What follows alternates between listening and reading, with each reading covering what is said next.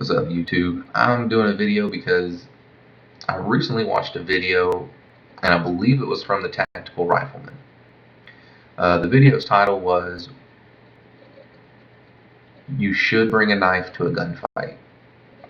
Now, he's in a plate carrier, has a duty belt or a war belt on, and he's got his AR-15 cross-slung. He's, an off-ranger. I believe he's a Green Beret. And he's talking about how he's clearing rooms with his team and how he can come around a corner and someone could pin the weapon where he can't move it up. Now he doesn't want to go straight for his pistol because if he goes to pull it and they grab it instead, they can take the pistol away from him. I don't know how many of you are in the position where you're going to be clearing rooms, but some of the same logic applies to the civilian self-defense market as well.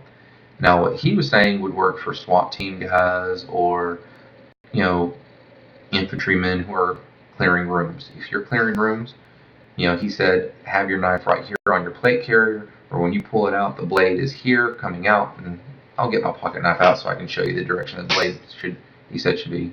It's here, so if they grab the knife, that's going to hurt them. They may not want to hang on to it for very long. But they've pinned his AR-15 down. He's cutting them across, so the blade's coming across this way. He's getting here. He's getting, stabs in different areas. But what's going to happen is if he doesn't get an automatic kill from this, they're going to try and back away because now they're getting cut and stabbed. When they do that, he's going to pull his sidearm. He's going to shoot him. So if you're clearing rooms, by all means, that's what he recommended. It sounds very logical, very good idea to me. Pull it up, use it.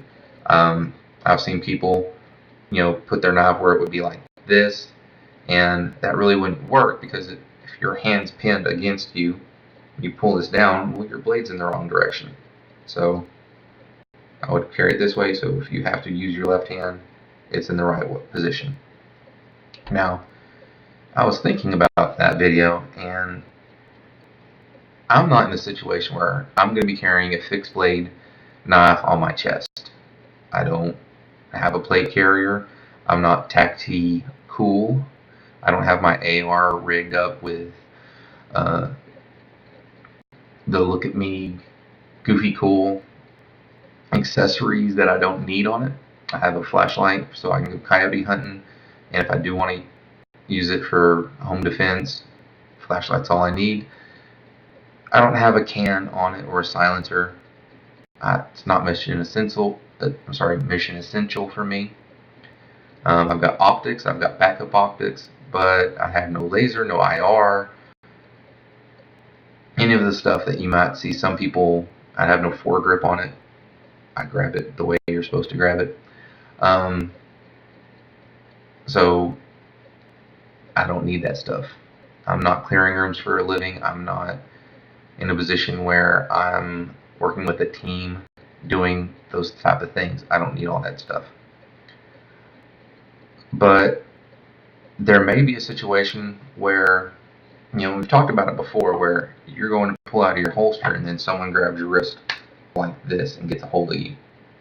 Now, hopefully you can manipulate your hand to where you're firing, where your weapon is pointed into them and you can get some shots off. But what happens if they grab it correctly in a way that is going to prevent you from doing that? And they've really got a hold of it and they've rendered your weapon useless. Well, I carry my pocket knife in my right pocket. If my hand is on my gun, which I'm shooting right-handed, means I have to give them the gun to grab the knife. I don't want to do that because then they're going to shoot me. I also cannot get used to operating my pocket knife with my left hand efficiently. The way it's designed, it would kind of go in my pocket correctly, I think, maybe. But that's how I'd have to deploy it. And I don't want it like that because that's a really lousy grip to have on a knife that you're planning on using. I want my hand to automatically go where it's supposed to go. And you couldn't see that because it was off camera. So my hand's right where it needs to be to use it correctly. So that leads me to the conclusion that I probably need to get a small fixed blade knife to carry that I can use with my left hand. Now there are a couple of options. Columbia River Knife and Tool makes several small little knives that will go horizontal on your belt loop, so you can have it behind your back, and you can come out from behind and come across. So if I'm just straight with my pocket knife, I reach behind where my belt is, and I come across with the knife. So up in camera, across with the knife. I could have it, appendix carry, if it's one that goes comfortably like that. The Ka-Bar TDI, I've got a friend that has a long version and a short version of that.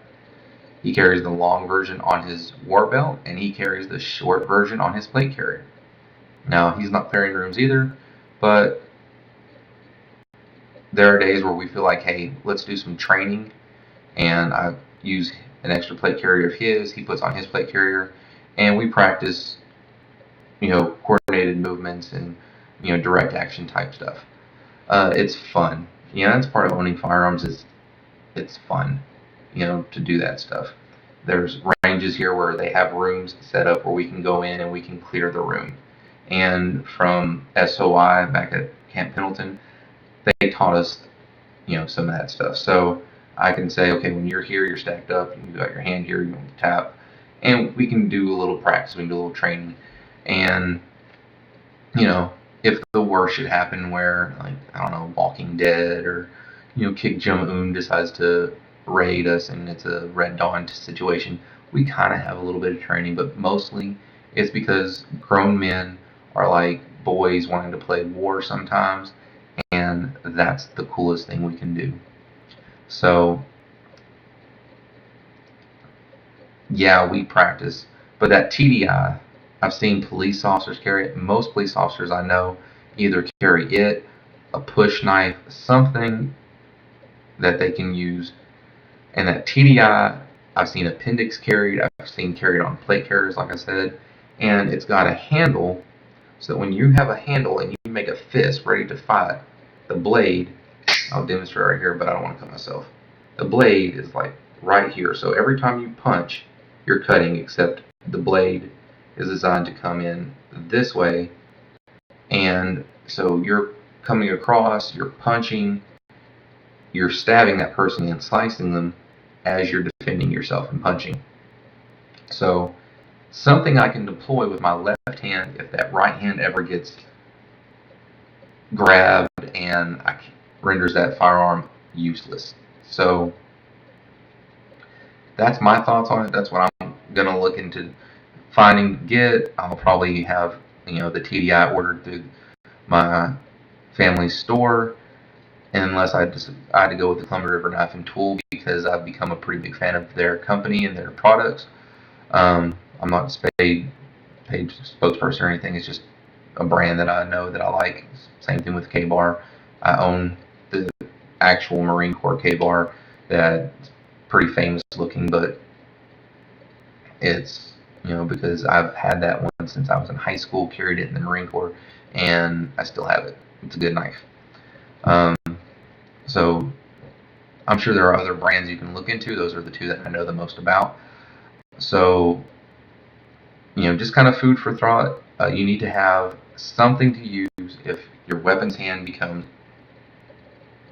ineffective because someone's grabbing it. Now, on that same note, a little side step right there, is you should train with your firearm with both hands. Obviously, you have your primary hand. Mine's my right hand, like most people.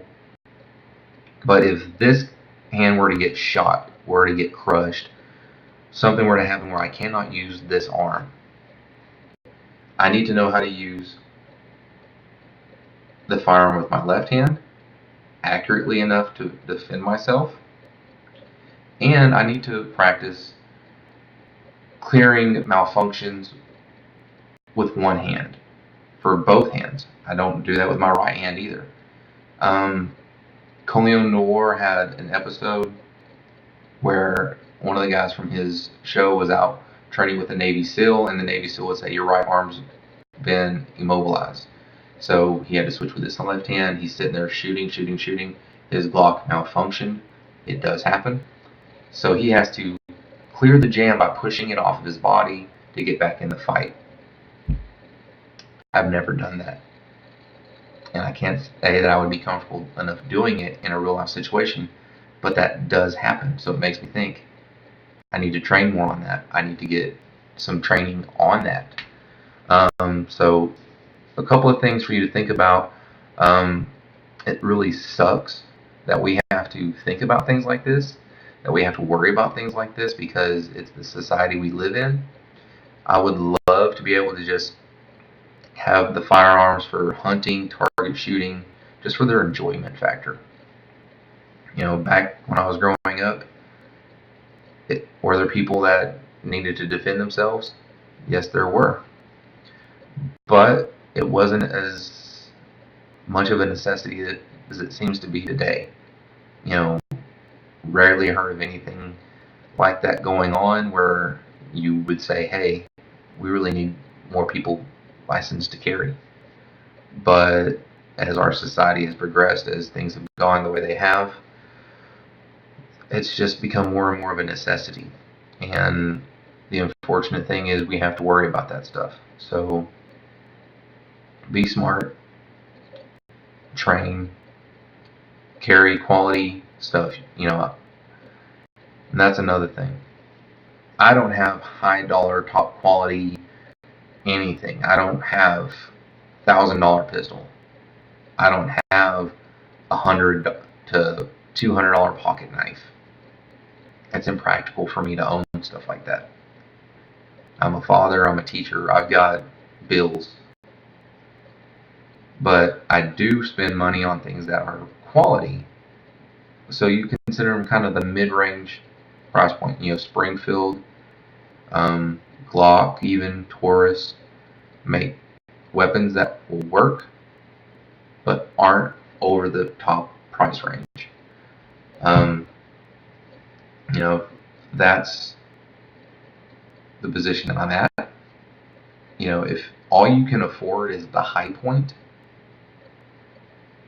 do what you have to defend yourself. But as soon as you can get a better quality firearm, go for it, because things that are not known for their quality, I wouldn't want to trust my life to. It's kind of like the EOTech. I love EOTech. I'd love to have them on my firearm, on my AR, but I'm not clearing rooms for a living. I don't need to spend that much money on a red dot sight when there are other things that will work for my purposes. I'm not going to get the cheapest thing out there, but I am going to get something that will work, that isn't going to break the bank. So, you know, appreciate y'all tuning in today. You know, hit the like button for me. You can leave me a comment down below, and definitely subscribe. I'd appreciate it. This has been an episode of Red Dirt Outdoors. Thanks again for watching, and you have a great day.